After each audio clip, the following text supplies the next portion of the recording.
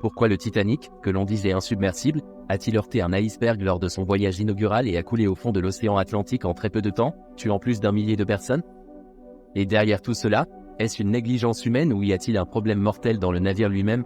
En tant que plus grand cargo de passagers au monde doté des installations internes les plus luxueuses à l'époque, le Titanic mesurait 269 mètres de long, 28 mètres de large et pesait 46,000 tonnes.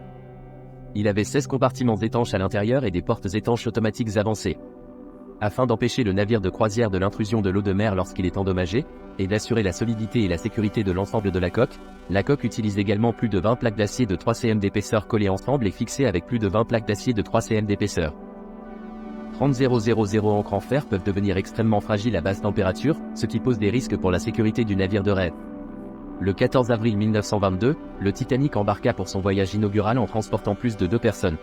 Ce à quoi je ne m'attendais pas, c'est que 4 nuits plus tard, le navire géant heurtait un iceberg et coulait à une vitesse extrêmement rapide. Mais le problème est que dès le début de la conception du Titanic, les ingénieurs avaient effectué divers tests d'impact sur la coque. Y compris même si un accident se produisait, l'impact imminent devrait traverser au moins les 6 premiers compartiments étanches pour couler le navire. Alors pourquoi un tel morceau de banquise a-t-il pu vaincre si rapidement le carène le plus avancé de l'époque? Le Titanic était à la surface de la mer et se déplaçait très rapidement. Il possédait 29 systèmes de chaudière à l'intérieur pour alimenter 2 ensembles de moteurs à vapeur, ainsi qu'un ensemble de nouveaux moteurs à turbine pouvant fournir plus de 450 chevaux. Piloter ce navire géant à 43 km/h dans l'obscurité. Navigation rapide sur l'océan glacé. De plus, malgré une plateforme d'observation de 27 mètres de haut, l'observateur peut voir jusqu'à 19 km pendant la journée. Il peut immédiatement repérer les icebergs au loin, même les icebergs bas sous le niveau de la mer. La nuit au clair de lune. Une fois qu'il n'y a pas de lumière à la surface de la mer, l'iceberg ne peut être découvert qu'à une distance très proche en s'appuyant uniquement sur le propre équipement d'éclairage du navire de croisière.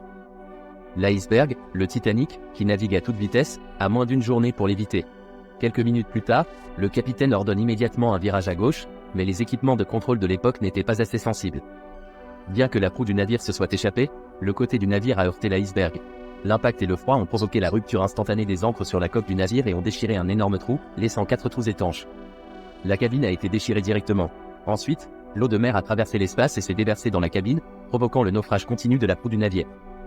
Mais ce qui est étrange, c'est qu'il y avait jusqu'à 16 compartiments étanches dans toute la coque à ce moment-là. N'a duré que plus de 2 heures avant qu'il ne coule complètement au fond de la mer? Cette question à l'origine, ce n'est qu'en septembre 1985 qu'une équipe de recherche scientifique composée de la France et des États-Unis a découvert l'épave du Titanic à une profondeur de 360 mètres dans les eaux du sud de Terre-Neuve et a mené des recherches. En fait, à cette époque, la vérité est apparue. En tant que paquebot de luxe, le Titanic avait besoin d'un grand espace ouvert pour servir de salle de bal ou de restaurant, c'est pourquoi des sacrifices ont été faits dans le domaine. Conception de compartiments étanches pour éviter un mouvement direct vers le haut et laisser un espace. L'eau de mer monte continuellement vers le bas dans un compartiment étanche lorsque la coque s'incline. Même si l'équipage utilise des pompes à eau pour pomper l'eau vers l'extérieur, il ne peut pas suivre la vitesse à laquelle l'eau de mer afflue. Le Titanic s'est brisé en 2 moitiés à partir du milieu lorsque la proue du navire est devenue de plus en plus lourde, faisant lentement incliner le navire à passagers tout entier vers le haut. Finalement, les sections avant et arrière ont coulé jusqu'au fond du navire, mer les unes après les autres. En d'autres termes, si les compartiments étanches à cette époque pouvaient bloquer complètement l'intrusion de l'eau de mer, alors il serait tout à fait possible que le Titanic dérive en mer pendant plusieurs jours et ait suffisamment de temps pour attendre les secours. En fin de compte, seuls plus de 70 personnes ont survécu à bord du Titanic, et les 157 touristes restants, dont Astor IV, l'homme le plus riche du monde à l'époque, ont péri dans la mer et sont morts pour toujours.